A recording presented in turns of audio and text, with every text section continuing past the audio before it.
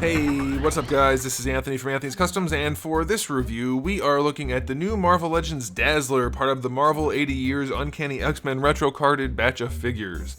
And this is clearly her version with the brown jacket, and I'm hoping somebody can tell me when this is used. I've always been familiar with this look, but without the jacket, with the different length sleeves and whatnot, and then the white one.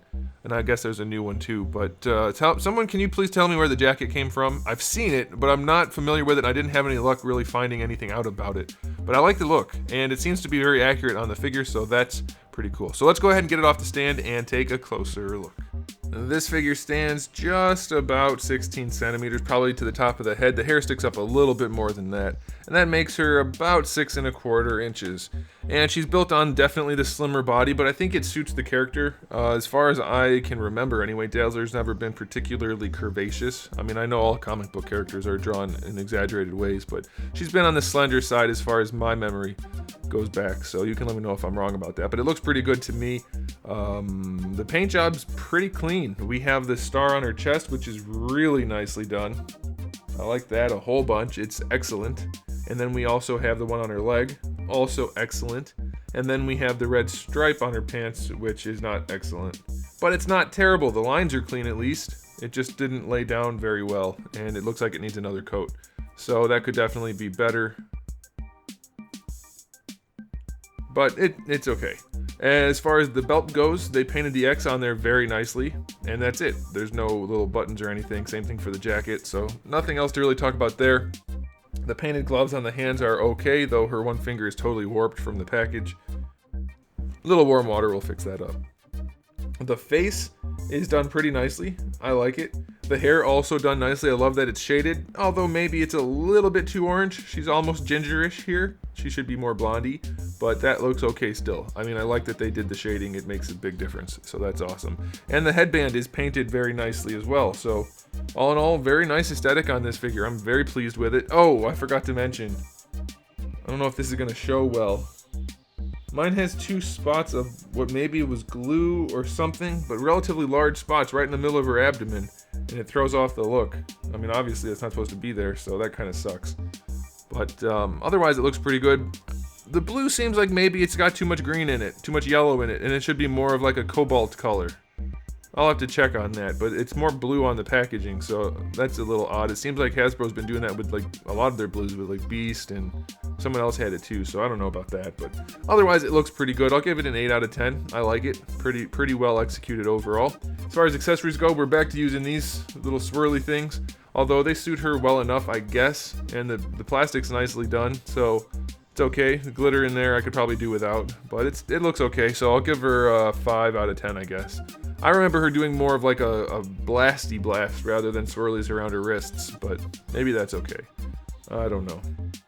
As far as articulation goes, the head's on a ball peg, and we have Crazy Lollipop. If you don't look at it though, you won't notice it because the neck is actually not too long. It's in fact too short.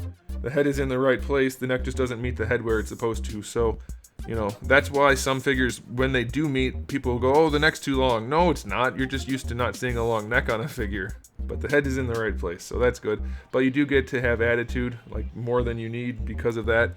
And of course, you can move around on that ball peg. She has no hair encumbering her. And you can use the hinge as well if you feel like breaking her neck. You can do that. So that's not good. Like, that is just a normal way to pose it right there.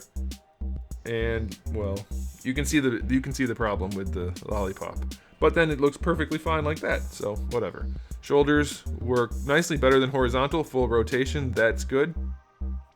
Bicep swivels down at the elbow, just about 90 degrees bend. The floating glove pieces are floaty, wrists have a swivel and a hinge. Make sure those go down all the way. Diaphragm joint on this figure, not the best one we've seen, but it's not bad. It has really nice forward and back range. Side to side's not great, but it is there. And rotation is somewhat restricted, but you still get enough out of it. This belt is floaty, of course. Hips don't go very far out to the side at all. That is it. They do go back a little bit, but going out to the side is very limited. You get a slight bit more range once you bring them up, but that doesn't really help. They do come up all the way nicely though. Thigh swivel is fine. Double jointed knee is fine. Ankles go all the way back and all the way forward. We've seen these ankles about 3 trillion times now. Actually, they don't go all that far forward sometimes. This one doesn't seem to really want to go. And the ankle rocker is really tight. That swivel hinge is really tight, but it is there. So yeah, it's not the best articulation in the world. I'll give it a 7. It's fine. It'll get the job done, but definitely could be a lot better. So final verdict on this figure. I personally really like it. I love the overall character design. I don't know if I like the jacket more or the version without the jacket more. I kind of like the uneven sleeves that she has on her other outfit, even though it's not practical. It's very 90s, and I love it. And this one is still also very 90s, and I love it too, so I like it. But as far as objectivity goes, and as far as the review goes, I'm going to give this figure an overall... I'll give it an 8. I'll give it an 8. I think they did a pretty good job. It's a relatively basic design, so they didn't have a whole lot to do, but what's here is done pretty well. So I like it, and I think you guys will too. Alright guys, thanks for watching. If you enjoyed this video, please do give it a thumbs up, and if you didn't, well, give it a thumbs up anyway, because what the heck? Why not? Be a pal. And I do have thousands of reviews already on the channel, and new ones coming out just about every single day, so you might want to subscribe if you haven't. So come back for all of that, and in the meantime, keep collecting.